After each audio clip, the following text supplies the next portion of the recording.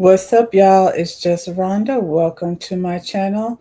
It's hump day. It's the Humpty dance. It's the chance to do the hump. Oh, do me, baby. Do the Humpty hump. How's your hump? My hump is okay.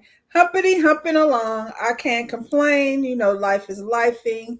Good morning, Elsid. Good morning, Miranda. You know what's funny?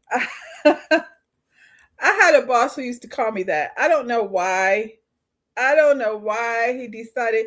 Do people try to change y'all's name? My whole life, people have tried to change my name, and it's not like a whole lot you can do with Rhonda except for Ron. Nobody ever really calls me that, but I did have a boss that would call me Randa, and I let him get away with it. Rhonda Lynn, Rhonda Lee. People want to add things to my name. Do you guys have a name that people try to adjust and rearrange and turn into something else? Elsie said like and share and subscribe. We always want to do that. When we come in, hit the like button. It's just like a doorbell. You just come in, hit the doorbell. I'm going to say, come on in, y'all. And we sit around and, discuss things that are Black excellence, Black history, current events, some celebrity gossip. You know what I'm saying? We mix it up over here. You said, dang, I erased it. Yeah, but I still see it. And I do appreciate the correction. It is. I know it was like, them fingers was going faster than you anticipated. It happens. The I and the O are right next to each other. I feel throughout the day when I'm typing things that I always like, not always, but in a lot of times, I hit that I instead of that O. Good morning, High Vibe. We were just discussing like how people like to change my name into something else. I know as a server, I would go introduce myself, and old white men couldn't resist the urge to sing, "Help me, Rhonda, help me, Rhonda." If your name is in a song, people can't help but sing the song. I'm sure Sarah's get a lot of Sarah Smile. That's one of my favorite songs, Sarah Smile. I like Help Me Rhonda, to be honest. Like, it's nice to have a song that includes your name, but after the 999th million times, like at this point, if you see me and you meet me and I tell you my name, don't sing that song. It's not cute anymore. Yeah, so thank you, El Cid,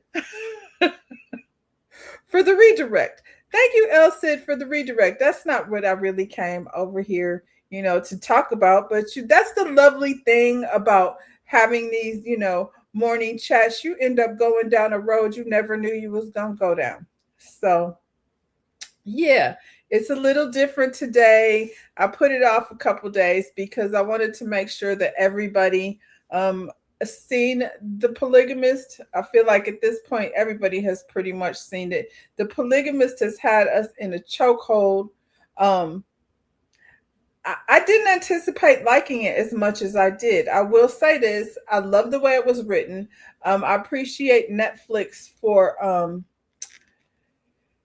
pandering to us, if that's what they're doing over there. I'm on my third cup of caffeinated. I'm gonna be zing zanging all around this place this morning. I appreciate Netflix for giving us something, programming that includes us. Do y'all watch Young, Rich, and African? I love that show. It's a reality show. Y'all have me watching this 22 episodes. Let me tell you something.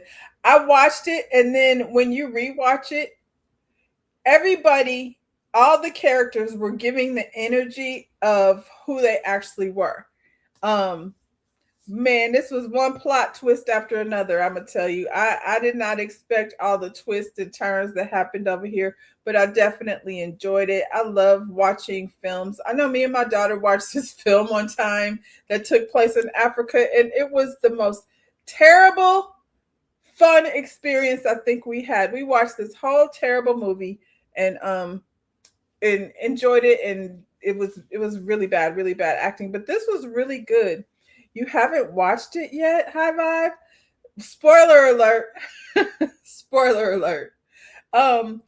it won't keep you from being part of the conversation because yeah, just just to be clear, I know we're all very highly educated and intelligent over here, but just to be very clear, I like to read the actual definition of things sometimes. And a polygamist is a person who practices or favors polygamy, the custom or condition of being married to more than one spouse at the same time.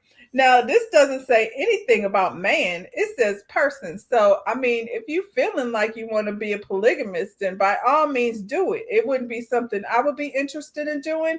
However, I feel like most of us, unless you're a damn lie, most of us have been in a polygamous relationship minus the legal document, whether we wanted to be in it or not. I did not like when they made him physical. He was a seducer, but not a handler.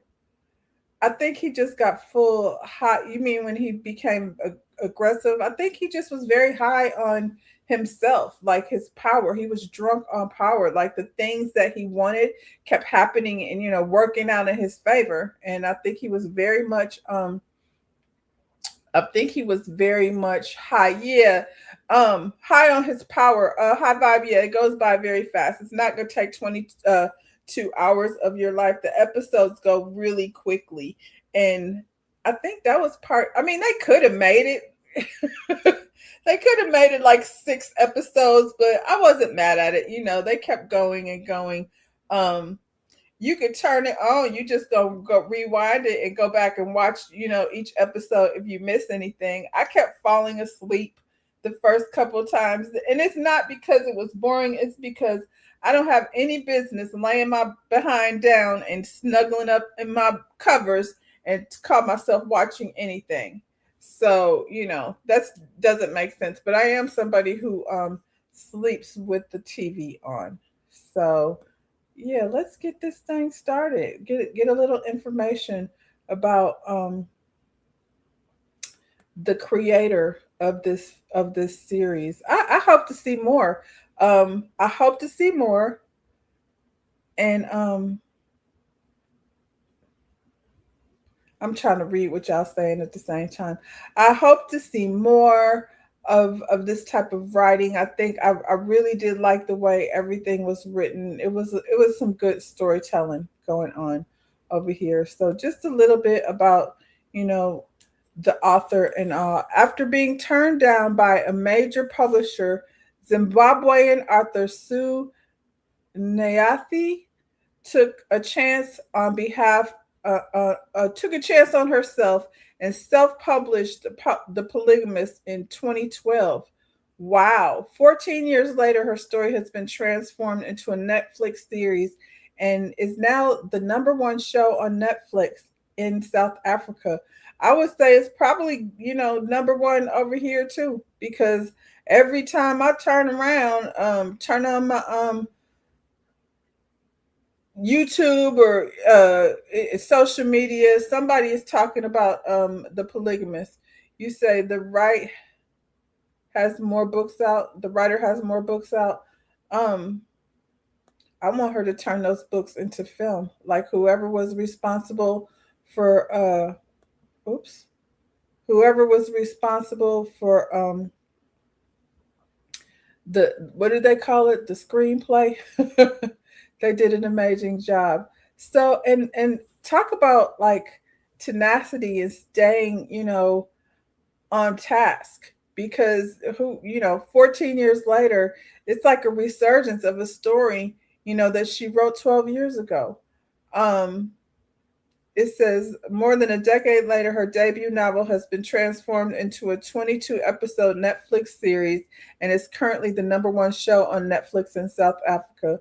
The series stars Sadumu Mich- Chow, Michelle, Mishali. I'm terrible at this. Um, all these extra consonants. As a wealthy businessman, Jonas, Gomorrah, and Guru, and Gugu, Gumid, as his wife Joyce Gamora. Ooh, thankfully they switched it over to Joyce and Jonas, child. The cast also includes Celeste Natali. I'm not even gonna do it. I'm not even gonna do it. They named all the actors, and I'm gonna sound a fool. So let's let that go. And if you want to go ahead and read it yourself, you can. The journey from book to screen took around 13 years. Wow. Netflix partnered with Stained Glass Production to adopt the novel into what is described as the biggest South African telenovela yet. I bet it is. I bet it is. The adaptation was led by showrunner Akin Amatoso and brought Sue Chow, Nai's story of love, betrayal, ambition, and revenge to a global audience. I'm sorry to these people um, that didn't study how to say their names. This is one of the biggest Zimbabwean literary success stories in recent years. A self-published novel that publishes that publishers passed on is now a Netflix watch hit around the world. Um, I loved it. I enjoyed it. You can't tell by the way I stumbled my way through that introduction, but yeah, I loved it. It was definitely giving soap opera vibes. I think the way the story ended could definitely continue on, like soap operas do, the next generation. Because the next generation, child, they're gonna be just as bad as that first generation, if not worse. The only I only said character names. Yeah. Yeah. Cause and those are, a lot less challenging. Now, I appreciate that she picked names that were easy for all of us to you know, say. Hey Lotus, Egyptian flower, good morning. How's your hump? It's hump day. We over here doing, what we do on hump day. Actually, we're doing something a little different. We talking about this polygamist. You said she sounds to be the South African Shonda Rhimes. Imagine waiting 12 years, only to, find your success with a story that, I'm sure she was passionate about when she wrote it. Um, I'm interested in more. I think she's a great writer. I think the way they put it together. Um, you struggle to watch the series. Why is that, Lotus Egyptian Flower? Because for me, I mean, it's not for everybody, I don't think. And a lot of times when you have people bigging things up so much, you wait to get the same excitement about it that they had. And but I was into it. I was into the way the story kind of took me in one direction and in another. I think it was beautifully shot. I think there was like something that we don't get to see. Um, I don't want to sound weird. Um, but there were no preferences necessarily in this movie. It was just nice to see, full on blackness and the beauty of it all. So I appreciate it. I appreciated the fashions. It was all, it touched me in a lot of different ways. But I feel like the reason why um this this mini series has affected us over here so much is because it's a story that we are not only used to, but like I said, have participated in. It's always easy to look at a situation and say, it couldn't be me. Wouldn't be me. I wouldn't do that. You wouldn't find me doing this. When the truth of the matter is, most of us have been in this position in one way or other. When I first started watching this, one couple few people popped into mind, and like I said, this is behavior I feel like that we have been trained to adjust to and accept. And aside from the paperwork, like I said, it's a lot of times the norm, and the way women are taught to um, stifle and accept situations. These people were first on my mind. You said the storylines were not original to me, too messy. the wife wasn't playing chess, but I have not finished it yet.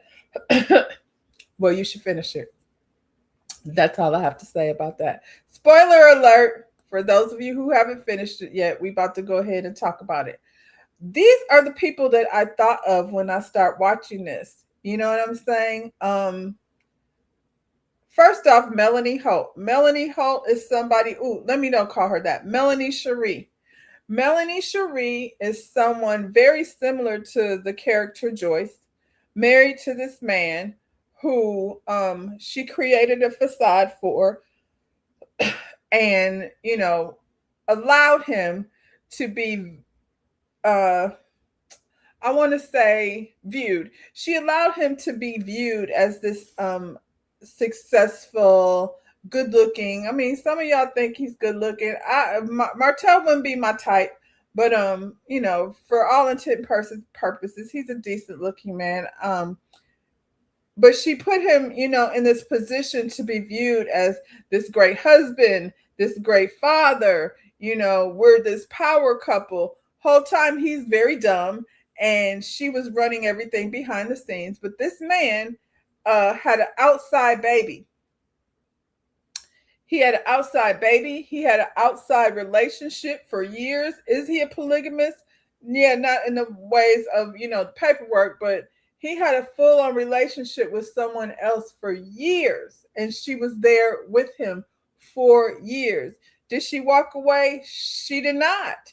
She stayed there and pretty much put herself in competition with this young girl that her husband, was having a whole relationship with. There were times during the Big C when he was leaving his house to go stay with this woman. And, she took it, she smiled, she did that thing that she does in that voice that she uses to convince everyone that, this man, her husband, was a changed man. So much so that she went into a baby making competition with this lady. So they have her children. And how many are there? She has 4. The other lady has 1. The 2 babies are damn near the same age. I mean, within 6 months apart. You said you think that's why Melody had her 4th child. I agree. Everybody does. She went into a baby making competition with this girl, and only to be now 5 years after her divorce still going to court fighting with this clown, because these type of men, Jonesy, Jonas and Martell, they feel like they have ownership of you, whether you are married to them or not. He's like claim to this family, and anything that this lady does to this day, he's still trying to interfere with her, moving on in her life. You see it, all these housewives who are making money, being successful on this platform on Bravo, and the husbands, once they divorce, don't want to allow them to fight with the kids. They definitely like to use their children as, a chess piece, in manipulation. Wendy Williams is another one. Wendy sat up here and pretty much allowed her husband to do whatever it is you need to do, except have a baby with this woman. He was living round the block from her, and possibly bought a house. Not possibly, he bought a house for his other woman with her money. You said I'm a sapiosexual. I cannot be with a stupid man. Martell is definitely stupid. And yeah. Have I ever been with a stupid man? I've been with men who did stupid shit, but not stupid as in, der. Wendy, powerful media personality. She made the mistake of allowing this man to control her career in terms of managing her. So again, she put him in the position. Same way Melody put Martell in a position. Same way Joyce put Jonas in a position. He was not, what's her name? Joyce. She was the primary wife, but I feel like it's because she was attached to the money. Hey, Motown investor. You back from the beach? Child, you left a long time ago. That was one heck of a vacation you took. I hope you enjoyed yourself and got some good sun and some good rest. And child, we've been over here still doing the thing we do. Um, you said if he with you, then he's not stupid. That part is true. That part is true because, and I don't mean I don't mean just me. I mean in general. I think Martell is stupid though. Melody was over here, disguising her stupid ass husband as, because I feel like Martell is slow for real, but there's an exception to every rule. But each one of these women were the reason why these men were a success. Kevin Hunter managed his wife, and look at her now. Look at her now. Wendy is somewhere locked up in a daggone nursing home and doesn't have access to anything. And Kevin is out here living his life with his other woman. I don't know if they're still together because, he's not, the money run out. His access to the money was shut off. So we see what happens when the money gets shut off. Then their power dwindles. Martell is slow. He is. He's slow, and he messy. And then there's the ultimate betrayal, Miss Hillary and Bill. When we met Bill, he was over here. The first thing we heard about Bill, as you know, we didn't. I say we. I mean me. I didn't know nothing about this man as no like Louisiana, Alabama, wherever the hell he came from, politician. He came out here, one scandal after another. All these women talking about what he had done, and we voted for him anyway. Hillary Clinton has had to stand up there while her husband was not only having an inappropriate relationship with an intern, Arkansas. I knew it was one of them southern states. Not He was just not only having an inappropriate relationship with an intern that was discovered, impeached. She stood there by him, stood by her man the whole time. She even just last year had to go to court about this nasty nigga over here on Epstein Island. That goes far beyond infidelity. So you standing by still, she ain't went nowhere. She's still standing by his feeble behind, knowing full well that him and the head Cheeto in charge was over there, doing whatever they was doing with them children. And based on the way Bill Clinton looks right now, seems like he done run out of baby blood, whatever he was drinking over there, because he looked like the crypt keeper. But each one of these women have stood by these men. Why? I feel like I don't feel like the love was still there. I feel like it was all about image. They were very much stuck on what people were going to think and what it looks like. You said, I don't understand how it's called polygamous when the wife didn't know. In poly relationship, everyone knows what's going on. It was her idea. What you mean? She didn't know some of the stuff. She was cheating, but by the time he came, he became everybody knew. um uh, I don't know how far you've gotten into the series, but it was her idea to bring the side chick on as, the wife, because she was trying to save face. Every one of these women were more concerned about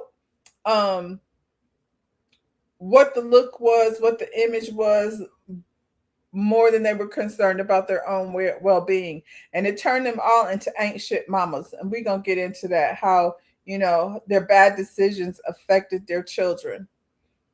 And I don't know why, I don't know why we think that the bad relationship between the husband and the wife is not going to affect the children. Well, he had 2 second wives. We'll get into that. So let's get into the story. Let's just get into the story. Like I said, if you haven't watched it, then, yeah, spoiler alert. Ja Tony in the building. Hey, Ja. Um, you said the job got you MIA. Everybody's job be getting in the way of, it is what it is. You can catch us on the replay. And if you haven't watched it, Jatoni, you might like this one. Anyway,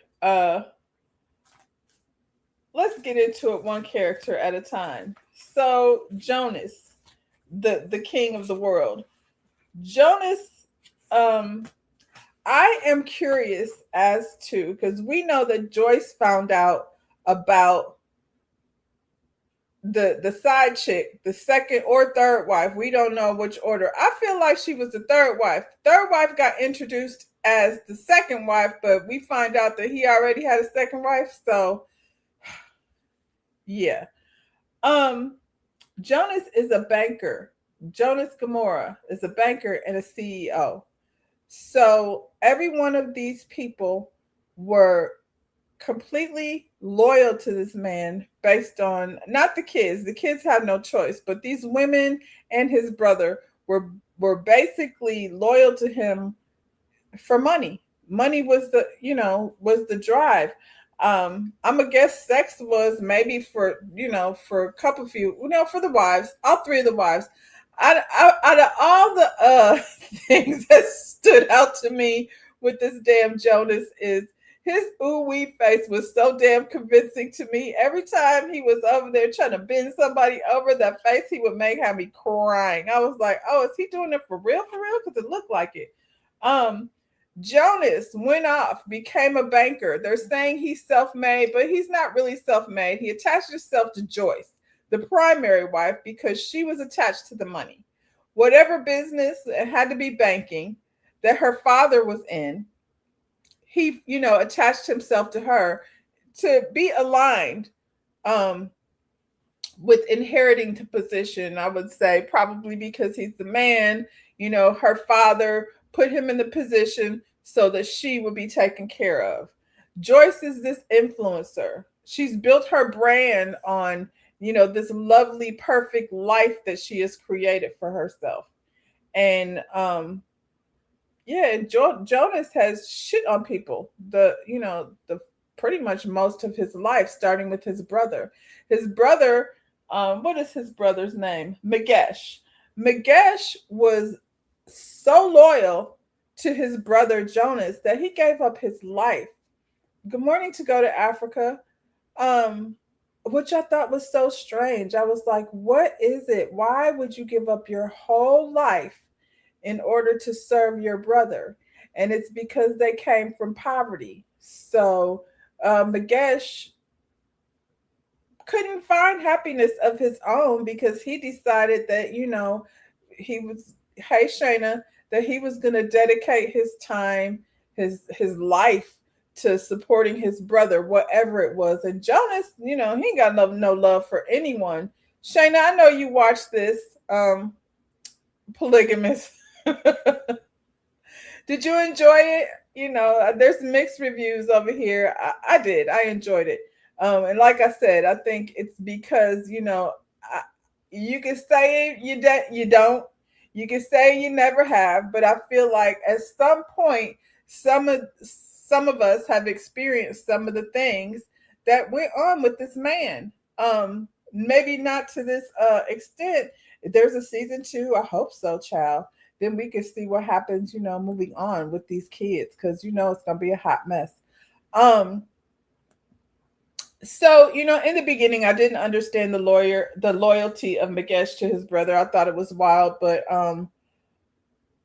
you didn't even care that the words didn't match the lips.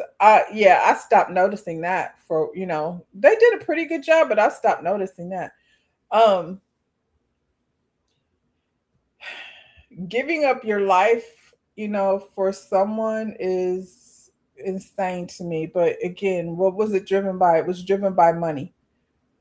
Um, you said the secret's gonna get his son in trouble. Let's talk about his son for a minute. Oh, what was his son's name? Minzy. Minzy is his oldest son and is positioned to, lead the family behind his father. Minzy is a perfect example of just because you're a boy child doesn't mean you're a leader. this kid had no, I don't want to say he didn't have any backbone, but he wasn't given the opportunity necessarily to be, his father wasn't there. His father wasn't shit. I don't know who his role model was. The only role model he had was, watching the dysfunction within the family, the pressure to be this man that he wasn't. And that's unfortunate for him, and I think it's created a monster. A lot of the monsters, and we were talking about this earlier, me and T, Elon Musk and Jeff Bezos and these men with money, I feel like they're evil because of the cootie cat that they never were able to get as young men. And the same thing with Menzie. Menzie had this desire for this woman that was out of his reach. And I feel like, he's a good kid that's probably gonna turn evil just like his father. But the pressure that Jonas, first of all, Jonas don't like none of his kids. He got a lot of nerve sitting up here like celebrating every time somebody get pregnant, only to treat the kids like shit. He didn't like any of them. And I blame their mothers. I just, all three of these wives to me were ain't shit mamas for the way they never made this, decision to choose themselves and their children.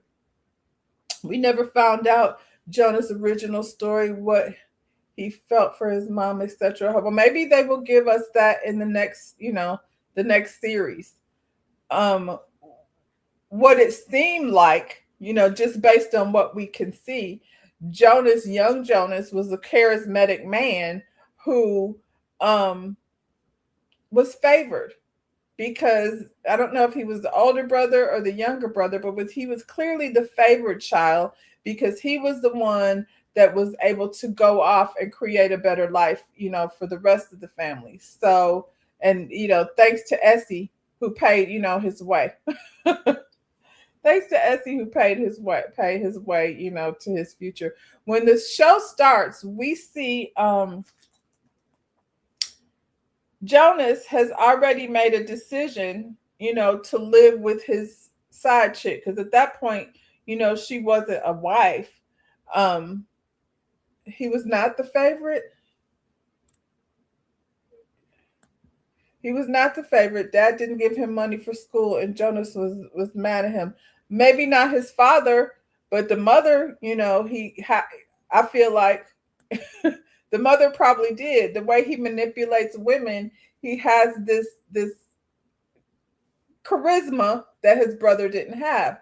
Jonas had women everywhere. And, like I was saying, when we met Jonas, he was living with his mistress in one of their homes. He had been gone for a year. This lady, Joyce, was sitting up pretending, living this false life. The man been gone for a year. And I just wonder, like, somebody like Jonas definitely didn't just start his infidelity with this lady. It was just way too easy for him. So I feel like his behavior was already there. She'd been putting on a facade for a long time. Anybody who can live away from her, separate from her husband for a whole year, still pretending that they're together, and living this life as an influencer. The rumors was out in the street. That's why the people kept questioning her, like, we hear he over here living with this woman. So Joyce was quite a bit delusional, and I feel like far more focused on her image rather than her family. She's just doing too much to keep up appearances as the public wife.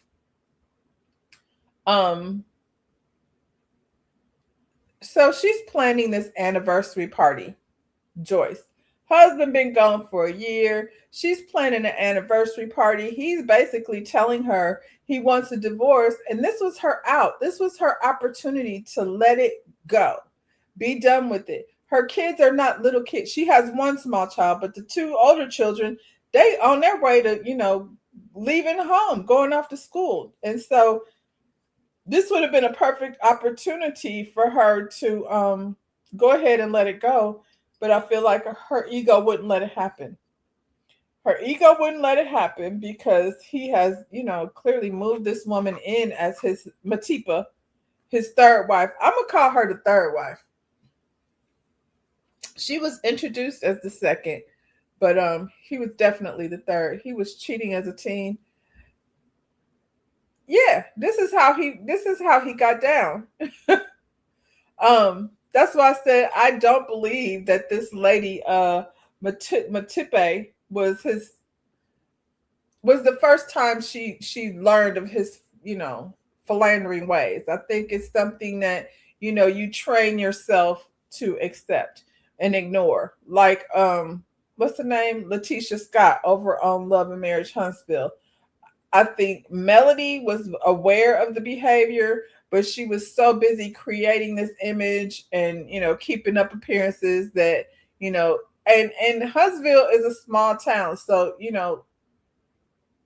I'm sure they knew, but they have this way of acting like they don't know what's going on. As long as I don't acknowledge it, then I don't have to accept it. So the point in which he moved this woman in and is asking for divorce papers, I feel like for Joyce it became more about um winning. It became more about winning. She was not about to lose. And I think, she's been, everybody around Joyce does a lot of protecting her, you know what I mean, from not herself, but allowing her to lie, and even the people that she worked for, they knew she was lying, but they kept letting her get away with it. Um, you said, yeah, because Joyce mama says she been telling her for years to hide the money aside. I feel like that's what all mamas be telling you. I think that's just natural advice from mothers. That's what they say. Um, I remember one time I was probably like 16 years old, and my mother and my mother was single. She wasn't married. My aunt, though, was married to my uncle. Like, when he passed away, she said he took me to my high school prom. So my uncle and my aunt were married like their entire lives to each other. But I remember them sitting having this conversation about, if I got married again, I would do it for money. And as a teenager, I was like, that sounds terrible. Why would you say that? That's not a reason to get married. And they were like, why would you get married? And I was like, for love. And they were like, ah. So, yeah, I think that's just natural mother advice. I feel like, well, I'm not matrimony to anyone, so this isn't something that I would have to worry about. But I do think that, you should always have your own, plain and simple. At least be able to take care of yourself outside of this money that Jonas had. This was Joyce's family money. This was Joyce's family business. That's why she was the primary, because he was already in a relationship with Essie.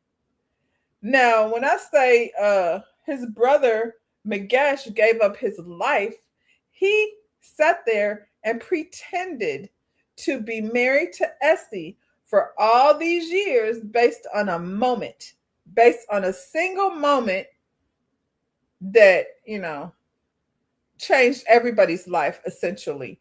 Essie, I feel like, Essie, you ain't shit. You didn't choose yourself. You had a young son. You didn't consider him. You have a daughter. You didn't consider her. What was you holding on to? You didn't even, like I said, if I were Essie, at the very least, she should have asked for more. He didn't even take her out the projects. He just got her a 2-story house and left her in the projects and gave her an allowance. So, and Magesh, you didn't want to do any better for yourself. Like, I don't understand why. Magesh, why didn't y'all move out of the projects? Like, how much money, or how much less money was Magesh making than Jonas? Like, he was a high up in the company. You said, thank you, Jatoni. So there's a scene where Essie is pregnant, and as far as she knows, Jonas is her man, and she knew about Joyce, but I don't know, she knew about Joyce and she accepted it. So there's this scene where Jonas is taking Essie shopping at the maternity store. They're buying something for the baby that's on the way, and they run into Joyce, who's also pregnant. And Jonas lies immediately. Like, obviously, why are you at the maternity store with another pregnant woman? Jonas says, "Oh, this is my brother's wife." Magesh doesn't know anything about this. Essie, like in the moment, went along with it. And that's the part I don't understand. Like in today's, I don't know, this was 12 years ago.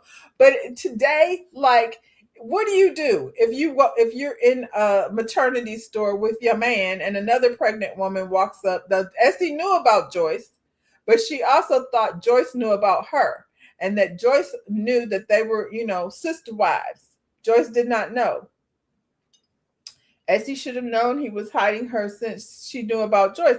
She knew about Joyce, but she thought, I guess, that Joyce knew about her. But that was her moment to say something. You know what I'm saying? She could have changed the trajectory of everything, but Joyce was attached to the money. And so I'm sure he's telling her, we got to do what we got to do, to keep this money. And she accepted that. So, and I mean, I guess she accepted. What did Miss Girl say? A piece of man is better than no man at all. I guess that's the philosophy that she was living by. Because why wouldn't she say something? Um, and right then she chose Jonas over everything in that moment. Joyce, why wouldn't you believe this is my brother's wife and he asked me to bring her over here? I guess it sounded like a lie to me. I would have had more questions. But since his brother decided that he was going since his brother decided that he was gonna take the L, like he didn't even know. In that moment, he didn't even know anything about this. This is a lie that Jonas made up in the moment. Sit at the dinner table. You said, and then sit at the dinner table and lie to Joyce's face.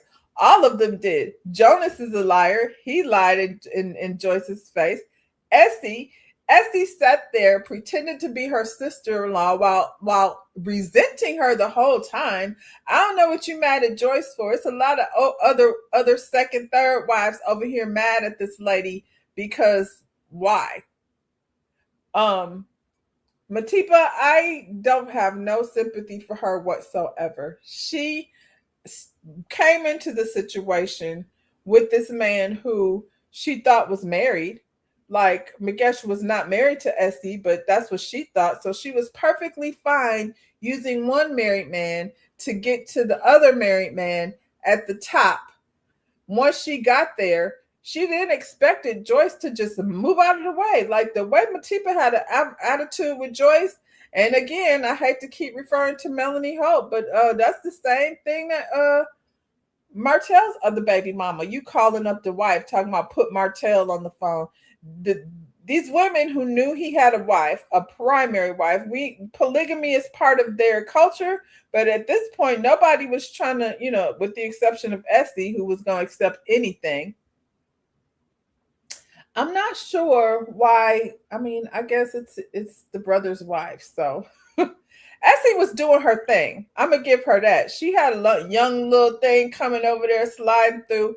But for me, with Essie, it was the mental abuse, I feel like, of her children that was so disgusting to me. Like at the very least, like I said, Jonas had a lot of money. You could have been put in a position, if I'm gonna keep my mouth shut, I'm not living in the projects. So you're gonna give me enough that I can provide for my children so that they can receive a lifestyle the same as Joyce's children. At the very least, that Essie could have required that, from Jonas. What is he gonna do? Because all she had to do was say, like, if you don't, provide a certain lifestyle for me, I bet you what, the whole world is gonna know this is your child. She could have lived in that other house, all the girlfriends, that side house that he had, all the girlfriends, all the outside relationships. They just went to go stay there. She didn't even get that. She could have went to that. She got a 2-story house and a red car in the hood. That's some hood shit. Miguel is saying that Jonas took the family out of the hood. You still living in the hood with a wife that's not your wife that Jonas is sliding through to come see. Um, Essie's son, I can't remember her son's name. I couldn't find his name. Poor thing, being raised, watching her mother go through this. His problems are directly a result of the way Essie didn't take care of him the way she should have. Her priority was Jonas, which is mind boggling to me. Because, like I said, freedom, freedom. Um, and the thing is, these kids have relationships with each other. So, freedom is not a Gamora. Yeah, yeah. Freedom is not a Gamora. So, I guess he don't care one way or the other, but at the end of the day, Essie could have provided a better life for him. Now, we don't know who his daddy is. Somebody, I guess, that just slid through and, knocked her up while Jonas was off getting his college that she paid for. When it was time for Jonas to go to school and his father wouldn't give him the money, she gave him the money. So he owes her his success as far as I'm concerned. If anybody should have been living comfortably, it was Essie. So, Essie pissed me off for, like I said, for not standing up for herself or her children. And the trauma that her daughter must have gone through, it would have been better to me if her daughter just thought that Magash was her father. Because he was there raising her. His daddy was a gangster. Jonas tried to save her from. Well, he sucked at it. He did not save him from anything. He created different kind of trauma in his life. And I mean, was Jonas a gangster to some extent? I guess you would call him. He wasn't, he wasn't a street nigga, but he was in the streets. That's for damn sure. And Matipa, I just, her mother was there, but her mother didn't like what kind of upbringing did she have that she felt like she, didn't deserve better than what she was getting. Um, Clearly she was capable of doing, the corporate work because that's what, introduced her to Jonas. Magesh brought her in there to get a job. She dumped on him and, jumped ship. I feel like she knew exactly what she was there for. She never was into Magesh. She went straight for Jonas. That was her game. And I feel like she got what she deserved. She pushed out two babies for him. And I guess she didn't know that he don't like his kids. He just likes the idea of procreating, but he doesn't like nothing about children. He don't want to be bothered with the babies. He don't want to hear it. All he wants to do is having somebody bend over, for his pleasure. It was like a disease. This man had a disease, like an addiction for sex that was like insatiable and, and an ego. You said Matipa should have known he don't like his kids when Joyce dropped him off. I don't know what Matipa's I feel like she's a beautiful woman that really thought that sex could, win him over. Because at the anniversary party, so um Joyce hasn't been with her husband for a year. She's planning this anniversary party that they always talked about. And the whole point was for him to give her divorce papers. He had been telling her he wanted a divorce, and for whatever reason, he gets over to this anniversary party and changes his mind based on the vows that he was taking with her. And I feel like when she was saying all these things to him in his mind, he knew, man, I still got control over here. And he knew that Matipa ain't going nowhere. So she could stay in that house and I'm gonna come back home for a while. It's been a year. I think I want to go back home and play daddy to my family, even though these kids is damn near grown. And they expect them to respect him. Matipa should have stayed with the more powerful man. She was with the preacher. I don't know if he had a wife. Did the preacher have a wife? I don't know. Matipa had access to other wealthy men besides Jonas, and that's before she even had his children. Once she, well, I mean, even before she had his children, Jonas had already decided he was a little bit power hungry at this point. He had already decided, you're mine, she's mine, everybody mine. So I get to, keep all the women. There's a house over here, there's a house over there. You said, and Puta was the only one with some, yes, with some common sense. I feel like we see that, Shayna. But at the same time, I also feel like you said, season two, I feel like we're going to see, the trauma in her as well. I'm curious as to what her relationships will be like moving forward, because she's only seen, like I said, you can't save your kids from the behavior that they grow up in. And so even though she's seen, what her mother went through, is she going to protect herself from that? Or, we don't know. We know she's smart. We know that she should have been the one that he was putting in position to lead the company, because, her brother is not it. Her brother is more like Magesh, to be honest, and should be, but because he's the first boy, we're going to give him the title of, he's supposed to take over the company, when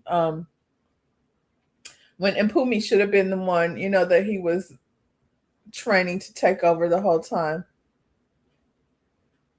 You said, why is she trying to be with Ladani's ex? I don't know. Maybe just for some get back. I think that's what it started out being. Was he a bad guy? I don't think he was a bad guy that we seen, because Ladani did him wrong.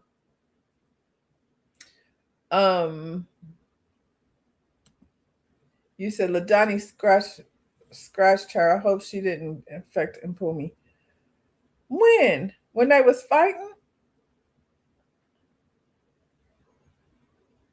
I don't know. I don't remember that part. I know there was, when they had that party at the house, there was a look that Jonas gave her, and I was like, ew, she's a child. Like, how old was she in that moment? I knew then, I was like, something's bound to happen between those two, the way he looking at her. And she was definitely there for it. When they were fighting, she scratched her.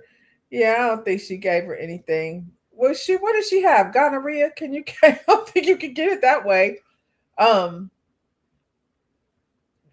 Once he got infected, that was after the fact. That's right, when she went in the daddy's house to get the clothes. She needed to get her butt whipped. He could have a 3-letter virus too. Oh, because he was messing with girl. See, y'all are bringing all kinds of other outside ideas. I don't think he was really there to be her man, though. I think he was just there to be her relief. I'm hoping that she went off and, to do something other than any of that circle. Ladani also has a house in, she says she has a house in Virginia. She was taking meds to Jonas. She was taking his medicine. See, now I gotta go back and watch the whole thing. Yes, Jonas watched that girl grow up from a child. It was so disgusting. It was so disgusting. But again, she came from the other side of the tracks, like they like to say. So she was like crushing. How you crushing on your best friend's daddy? Ugh, so disgusting. And Jonas at that point, I feel like had lost all morality. He was just there to receive whatever, however much he could receive, anything and everything. Basically, all you had to do was go breathe on him, and he was down to, smash. You said Lindy was taking the meds, him staying with her after she infected everyone. How did who had it first? Who was discovered it first? Joyce discovered it when she went to the hospital that she had that nasty woman's disease. You need to be taking the medicine like I am. Well, wasn't that though after they found out that they all had cooties? Didn't they all go get a prescription because Matipa had to take it? They all had. Oh, was that Matipa that found out first? One of them went to the doctor. Maybe it was Matipa that found out first that she had the big nasty woman's disease. Um, Ladani would take any man with money. I just, I was so disappointed in her. I just felt so bad for Mtume because I was like, dang, her sister, the jealous. Well, even before she knew this girl was her sister, she thought it was her cousin. Your cousin over here, she done snatched your phone. Why couldn't they just get that girl an iPhone? That's what I'm talking about with Essie. Essie, you raggedy. That should have been easy to do, get the girl an iPhone. It's almost like they wanted her to stay in this place. For what? For what reason? I think Sarah would have been way better off if she just thought that Magesh was her dad. You know what I'm saying? And Essie should have stepped up and made sure she had cars, phones, clothes, everything that was happening over there, at Joyce's house should have been happening at Essie's house. I blame Essie for that. Yeah, Matipa found out first. Matipa ain't shit. No, you didn't drop her for kids. Matipa got upset after he. Now, this is what Elle said. This is what you were talking about. It was like he became mad with power, and this decided that these women all belonged to him. And when he beat that lady with that belt, I don't know why she and her mama didn't just escape with the babies. What was he gonna do? He wouldn't have gave a darn. He would not have cared one way or the other if she left with them kids because Jonas don't like his kids. But she decided to drop him with Joyce, who, by the way, told Jonas to bring the babies over there anyway.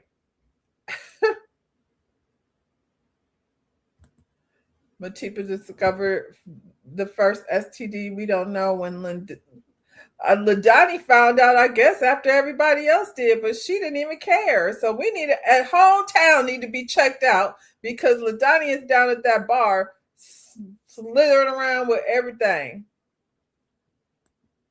If Sarah thought Magesh was her dad, she would not have tried to kiss him. That was wild. I don't know why I knew that was coming. I guess, after you get to about episode 12 or 13, you kind of understand how the story, how the writer tells the story. But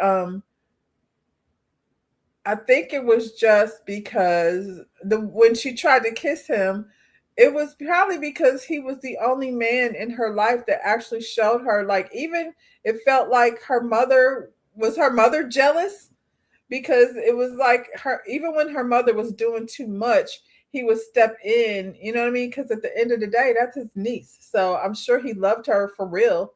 That was just a misguided energy because, she was an angry girl, and that was her mama's fault.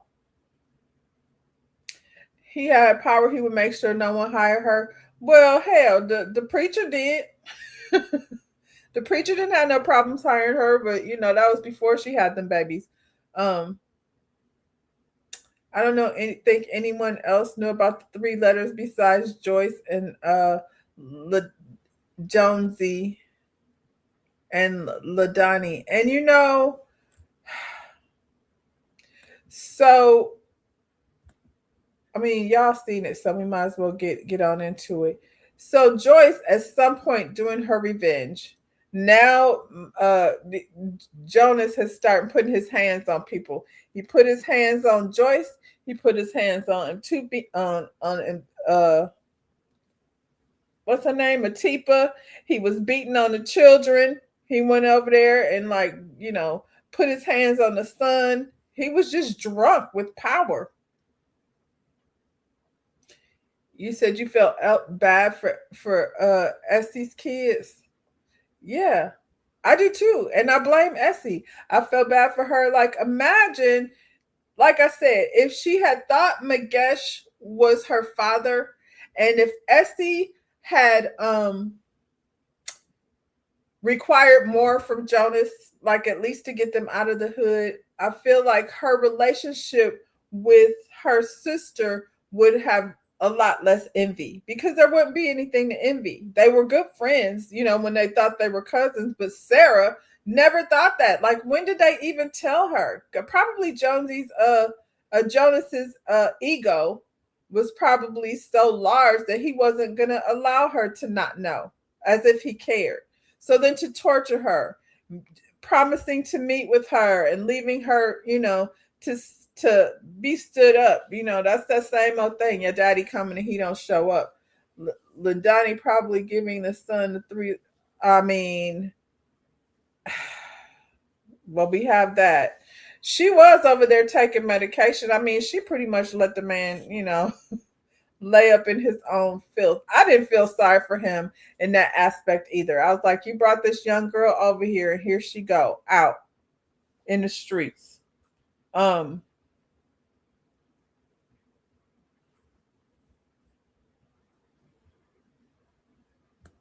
He said, I'm hoping since Ladani took the meds for a while, they may have made it undetectable. There's so much more. We need more answers to a lot of things. So Joyce is responsible for the big three. She sent some woman over there. I don't know, when did it click. She was at that hospital to get her tubes tied, and then she discovered then that Matupe had the twins, but she stayed though. Like, she accepted it. At some point though, she I think it was when, I don't know. I don't know that Joyce ever got over it. I feel like um she acted in a way, but then still wanted to take care of the man. It clicked when the door opened and we saw the lady. Yeah, the lady that she sent over there. That's when who said she was playing. She wasn't playing chess. That was one hell of a chess move. So yeah, she sent this lady over there that was infected. She knew her husband couldn't resist, and I was like, now that's diabolical, Joyce, because you put yourself what's the tea. You know that this man has slept with somebody that's infected, but what about the other people that he was sleeping with? Like, that's one thing to be mad at him, and to not, but to set them up to, be intimate with this man that you are responsible for him, catching, the big three. You said that maybe Joyce's karma, the three letters getting passed to her kid. Ooh, that sucks. That's terrible. Um, Man, I'm looking forward to see. Is it set that there's going to be a season 2? There absolutely should be, and I'm sure that now that there is so much success that she went straight to it, and we don't need 12 years. We just need, give us 7-8 months. You know what I mean? No more than a year, because after a year we don't care anymore. But I would like to know a little more about Lindani's mother and her, her personal story, why her mother didn't give her the money to go to school. What is it about these parents that they don't want to support their kids in moving, to the next level? So does she just want to like keep her daughter there for what? Was her mother like pimping her out? Because what other reason would she have? She's working in this club. I feel like her mother knew exactly what was going on with her. So yeah, what is it that kept her mother from supporting her daughter to go to school? Season 2 will be new. There's no book 2. Well, we need a book 2, El Cid. We have more questions. We need the backstory.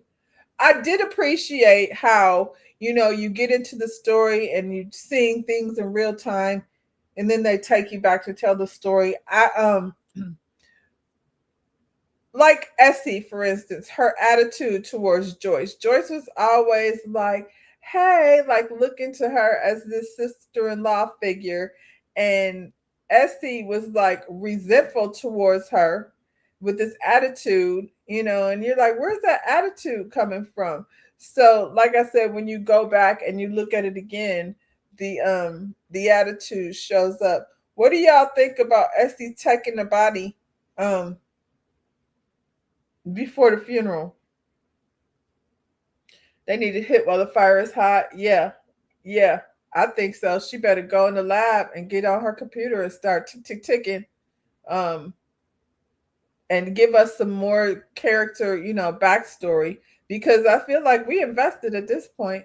Had Lindy's mother let her go to school, she might be healthy. She might, because and that's something that she shared with Minzy. Like, if he wasn't so busy crushing on her. But I think that's normal. I think it's normal for the brother to crush on the sister's friends. That's not anything out of the norm. But yeah, I would be curious as to why her mother wanted to keep her stuck in that situation. Um I feel like so much sympathy for Sarah. Sarah just was like, I don't understand, honestly.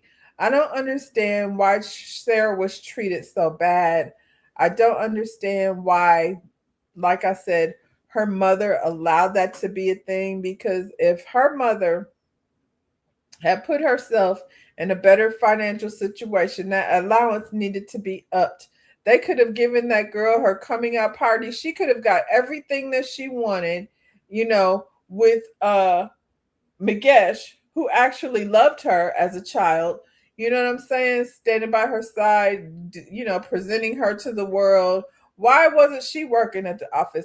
You know who else character need to be a little more developed is that daggum secretary, because she got all the tea. She knew everything that was going on in there.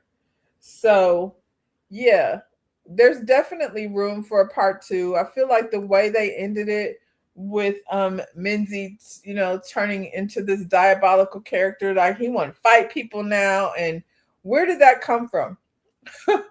Where did that energy come from? It came from a man that he despises and admires at the same time. I feel like all of them did. Even Mpume, who ended up being the one at the end, to give the speech that she did for her father. And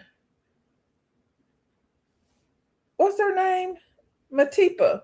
Matipa showing up like talking about come to mommy. Girl, what? You left your kids, you abandoned your children. I don't even understand. Like, what is the excuse? What was the reason? Like I said, she could have took them damn kids. He wouldn't have cared. Essie was wrong for being with a man who didn't like her son. Ugh. He could. Uh, he should have been left in the dark. Like, if you're gonna tell the lie, tell the lie. She could have brought what's his name, Magesh, in there. Magesh was a good guy. She could have brought him in there, you know what I mean, as a stepfather. I think her son's issues definitely came from the fact that he knew what was going on. In the very beginning, Freedom came home drunk and she was like, don't come in my house, drunk and doing whatever it is you've been doing out in these streets. And he told her in the very beginning, you got a lot of nerve talking to me about who I'm in bed with. And, of course, you don't know what that means in the beginning, but then when you go back, you like, yeah, it was in his face the whole time. He was low key helping her lie, and to protect his sister. You said he should have been cut off before they created Sarah. I mean, I feel like Essie was low key jealous of Sarah. There's some energy that Essie was giving to her daughter that didn't make sense to me. Minzy getting choked out by his daddy was the final straw. Is that what sent him over the edge? And then watching him, abuse his mother. Jonas would have lost is because he feels like Essie is a hidden possession. Well, he definitely wasn't interested in letting Magesh step up, which is crazy. Did he even like Essie? I don't know. And then Essie was over there down to the very last second, like coming over there to feed him. And again, with Joyce, what was your problem? Yeah, all the cats is out of the bag at this point. All the bones have fallen out of the closet. So why not just let her, like, obviously she was wrong to come over there and snatch the body. But everybody had a license. So, you know, she done planned the whole funeral. That was wild. They done went and confiscated the casket up out the ground and bring it back to wherever they got it from in order for them to go have a different funeral at a different location. And the fact that she had to come in there, like, it was weird how um she accepted Matipa and not Essie. Like, this was all on Jonas. So why are we keeping them out? And Sarah too. And I was very glad that at the end, and Pumai did invite uh Sarah up there as one of his children. Um, I would love to see the second generation empire and how it all works out. I do love seeing, like, and this is Africa. It's not something that we see, over here so much. The corporate, situations that are run by all black people. I think that would be probably one of the most exciting things to see if I went to Africa, just to see people in charge like that. You said Joyce's feelings were valid when it came to Essie. She was confiding in her. That's true. And she pretended to be her sister-in-law for almost 20 years. That's true. I guess that's why she got the different energy for Matipa than she did for Essie. Because, yeah, Essie was there first. Essie was there before all of y'all. She lied for years. She did. She lied and she resented her at the same damn time. Um, you said Matipa was clear on being a jump off from the start. It seems like that's how she lived her life. That's what she was comfortable with. And so Joyce ended up with all these children in the end. Wonder how the money got split up. How did we do that? Because we made it legal. We made Joyce a wife. I mean, we made Matipa a wife. Essie was already a wife. So, Essie, you just keep getting the same allowance you've been getting, I guess. Now, I was so glad when they found out that this little girl had the house in her name. And I was like, he went and switched all those papers just for this silly boy Minzy to get the girl of his dreams that he's always wanted. I was like, she is something else. So she gonna end up still, with all the material things that she wanted in the long run. So if we get another shot, I feel like it's gonna be Sarah and Pume uh team up together. This is just in my head. They're sisters now. So, we see at the funeral that there's some type of breakdown. I feel like Sarah and Pume is a good person. So I feel like at some point she is going to accept her sister, and the boy ain't shit anyway. And it's gonna be the two sisters against Lindy, who is going, I think that boy Minzy will marry her. I'm wondering how the money got split too, since Minzy got his hands on all the money. And and it's gonna make Lindy is gonna be a force because she's gonna marry him. She will marry him and she will have access to all the money. And then there'll be a fight between Minzy and Lindy and the two girls. That's my prediction. That's how I see it. Um, Essie gonna stay in the hood. And then we know that Magesh got a girl. We don't know, we don't know what's up with that, but finally he took a stand to and they're gonna need Magesh to help Minzy run the business, so he's not going anywhere. I'm wondering how the money got split too, since Minzy got the will changed, but Joyce had 50% ownership. It was her money to start with. It was her money to start with. In the book, Lindy is the fourth wife. Oh, how'd she do that? Hard to marry the father.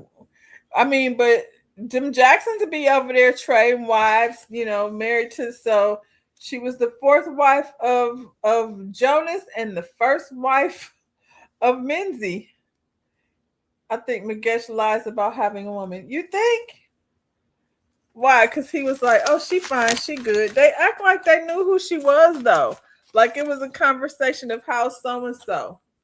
I hope Magesh got something going on in his life, but it is what it is. I feel sorry for him to some extent. You want to be like, at least he was a good guy and stuck around for the kids, but did he really? Because they already knew the truth, and it darn sure didn't help freedom in any way. Yeah, I need to read the book too. Um, I'm glad I saw the series first, just because it's always the book is always better, just because you get to use your own imagination. But if we read it now, we get to put faces with these characters. Um, you said Joyce is the only legal wife, though. Um, no, what you call it, Matipa? They had papers filed with Matipa. And Essie is a legal wife too. That's how she was able to go over there and snatch that body from the people. You said all the wives is legal. That's what I thought. Because they was like, oh no, another Miss Gamora came and got the body already. And we seen them file the paperwork with Matipa. She just has stipulations like you can't, you gotta go stay over in that house, then he gonna sleep over in this bed, which at some point they were all trying to throw him out. The fact that Matipa gave birth to two children, he left her there, came to the house, and then expected her to do her wifely duties. And she's like, I still have stitches. I was like, oh my God, this man is disgusting. And then she ended up down on her knees. And we had to watch him have that screw face. That screw face was something else. I'm sorry, but I was like, every time he made the screw face, I was convinced he entered the promised land. Ooh, that Jonas. Jonas had all that money in their raggedy teeth. Now, that's one thing that bothered me. If Essie was legal, Joyce should have been able to find a marriage license. They had a whole ceremony.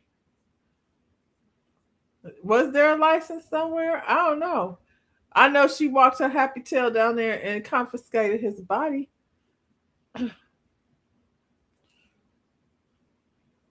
You said she was looking for the brother's wife, but I think she mean after the fact, after she found out.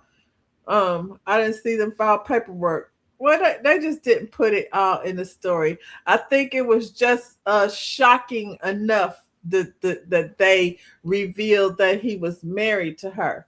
Um, I feel like I feel like out of all the people, as horrible as Jonas was, I still feel like Essie is the one that I have the least respect for, because she chose this life for herself and her children, and the way she was running around there trying to take care of that man. Um, you said we need to look at his knot with his what? Yeah, not with Western eyes.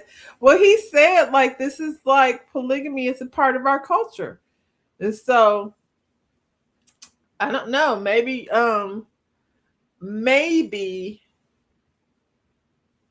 the requirements are different. And it's funny you say that, Elsie, because like I was saying in the beginning, as women, I feel like I can only speak for myself. I mean, not to the extent that was going on over here in this series, but I feel like as women, regardless to whether there's licenses or not, we've all put up with some of this shit in terms of accepting far more than we should have been accepting. What's the benefit of being a wife if he left everything to his son? That definitely sounds like part of the culture. The only thing is Joyce already had money.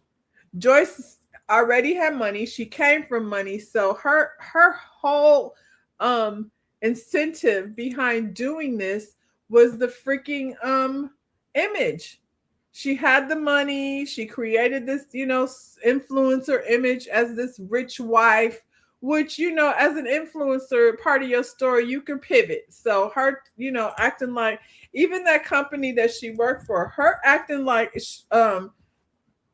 she was still married. She could have just pivoted and turned into this, very powerful woman that survived this situation. But she wanted to, she wanted to win. That, I feel like, more than anything. And again, at the detriment of her own children. Her own children was like, why is he back here? You said you thought they just had ceremonies without legal paperwork, but every culture is different.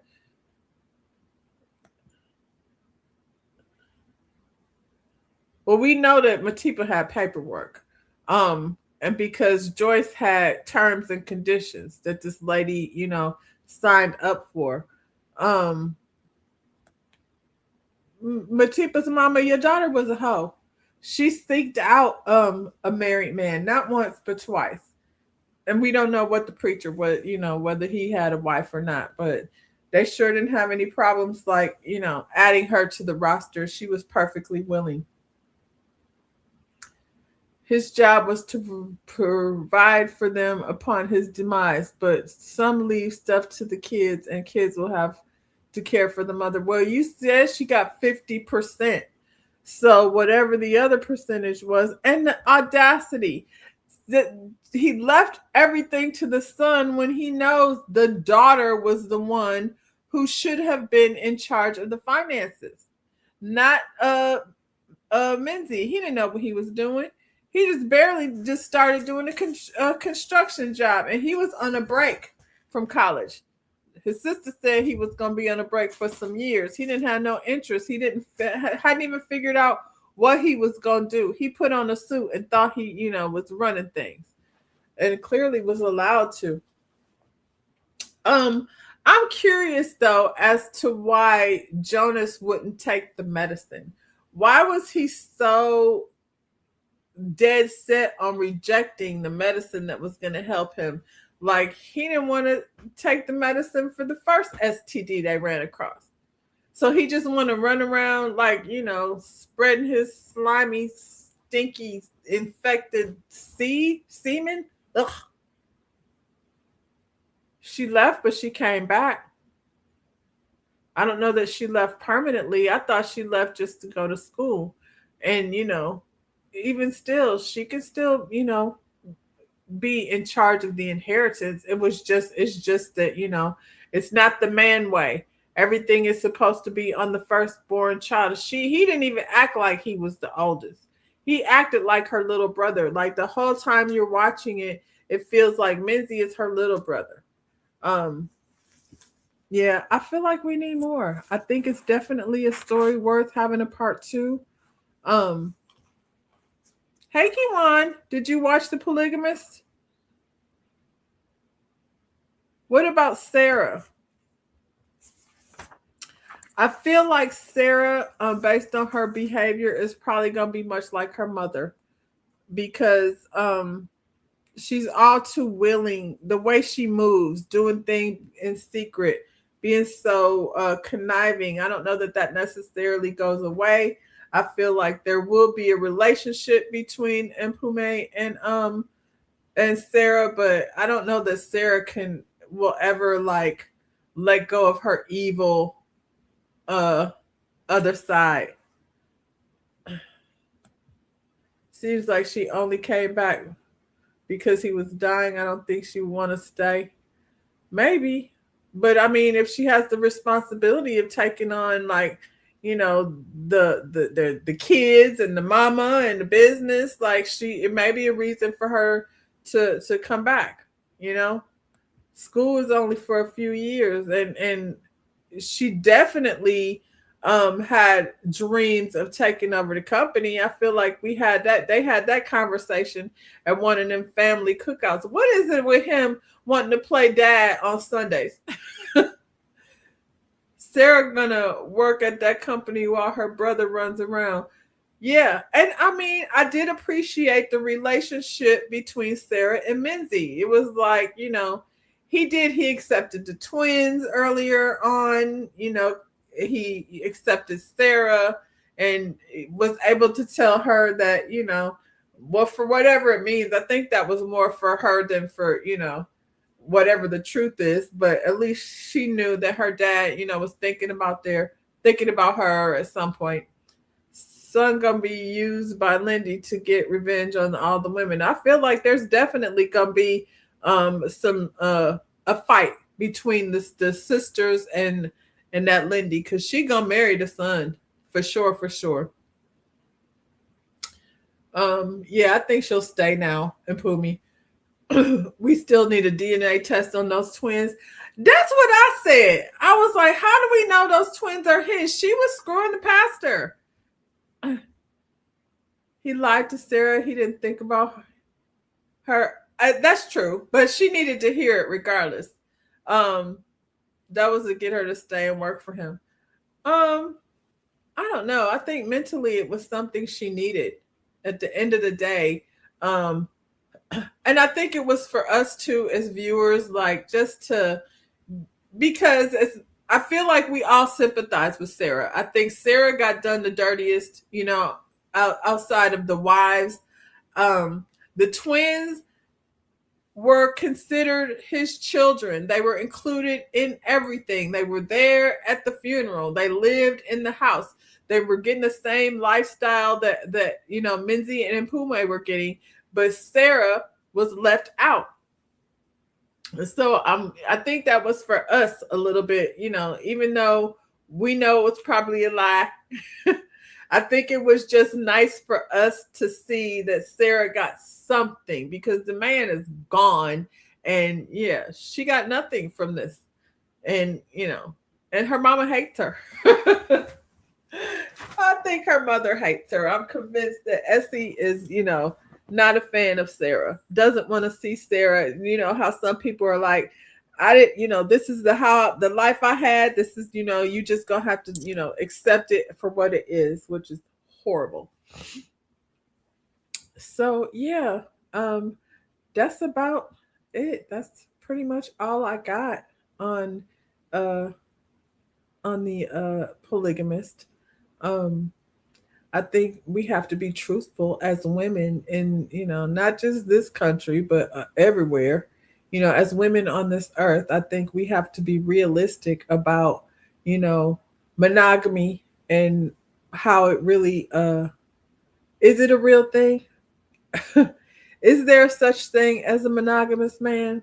I starting not to, well, I'm not starting not to believe it. I don't believe it. Um Essie just didn't want to be a mother.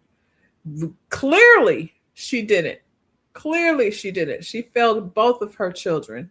And outside of all that, Freedom is not a Gomorrah. So he will never receive anything. He's always going to be looked at as less than. And as soon as Sarah comes into money, because now she's a part of the family in terms of her inheritance, her mama going to start kissing her ass, and he's still going to be left outside with, a drinking problem. But Tipa did it right. Lead them kids behind. Shayna.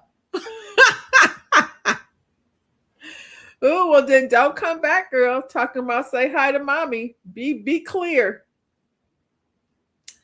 You said YouTube blocked your comment about Matipa and show up with her new man at the funeral. They blocked it. Why? That's weird. Okay, you said Matipa show up with her new man at the funeral.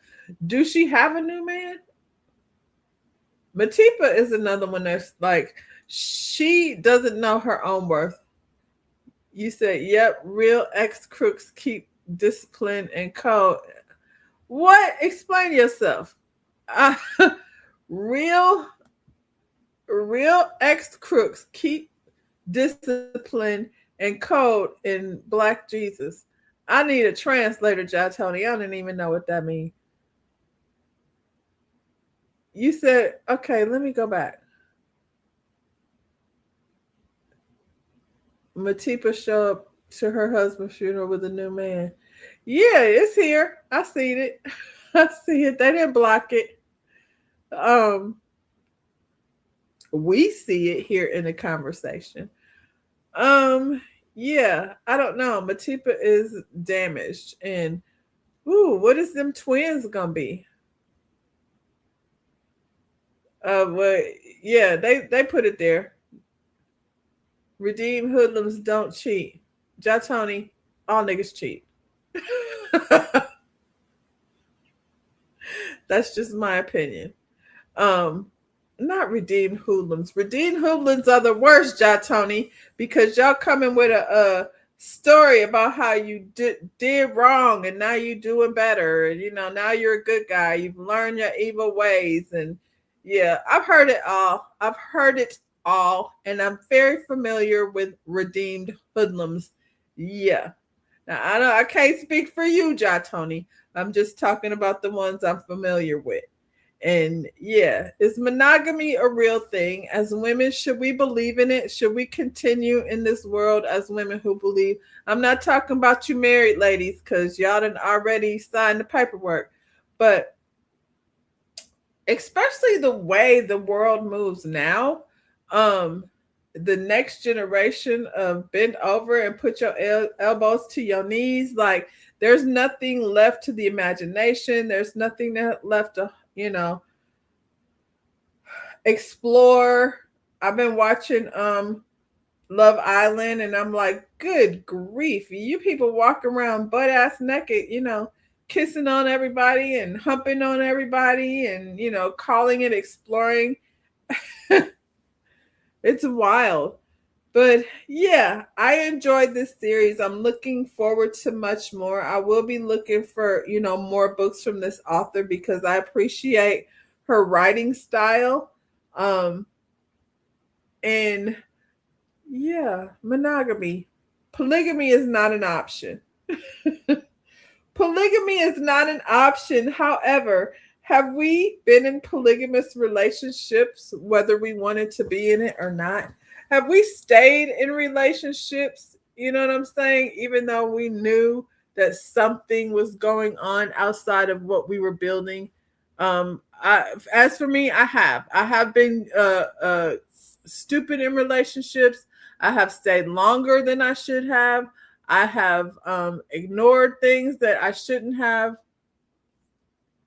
This season of Love Island is so boring. I'm gonna do a review on it tonight since it doesn't come on. I don't usually start talking about Love Island in the beginning, because that show comes on every freaking night. It's too much, but I'm into it. I'm so irritated with everybody's fave, Elena, or whatever her name is. Yeah, I feel like they're going way too hard on Casey, but I'll talk about that at another time. Her other books are different struggles and journeys. Where are they from? They said Zimbabwe. Is that where she's from? I feel like, Africa is a whole continent, so all the countries have to be so different. You gonna stay off the island? I mean, I did not. Listen. I'm new to Love Island. I came on first time watching Love Island was season 7, and then I went back and watched season 6. That's as much as I've been involved in Love Island, and it seems like for all the people that's been watching Love Island before, everybody is irritated and tired. But the show can't be as authentic. Once it's 7 8 seasons in, so that doesn't surprise me. Yeah, we gonna end it there today, y'all. That's all I got. We'll be back tomorrow to back to our regularly scheduled programming, but I did want to come talk about this series. I loved it. A lot of people were definitely into it. You got Love is Blind Argentina. Let me put this up here. Y'all check out El Cid 932. She's doing Love is Blind Argentina, Married at First Sight, Project Runway, and more. Yes, my notifications be going off. My favorite thing is Fridays evenings where we get to get in. What year are we doing this year? I mean this week, El Cid. Shayna, what you got going on? Let me shout out my people. What you got going on, Shayna? Um, did you do your Real Housewives of Atlanta review yet? I have to slide around and go see what everybody's doing. And Kiwan, I don't know if Kiwan is still here, but I know she does all the Bravo things. So yeah, thank y'all for hanging out with me. I enjoyed talking about this. Hopefully we'll get another season, and we can continue this story. We are going to be supporting as much um, black programming as we can. And it seems as though right now Netflix is going to be the place to go do it. We in the 70s this week. Oh, that's my stuff right there, the 70s. Although I think I did pretty good this last weekend. I was able to keep up. El Cid, we have you on your toes. Kimon, what you got going on coming up this next week or so? What's on your schedule? So for the people in the back, if they don't know, you want to check out my girl Kiwan_J_TV.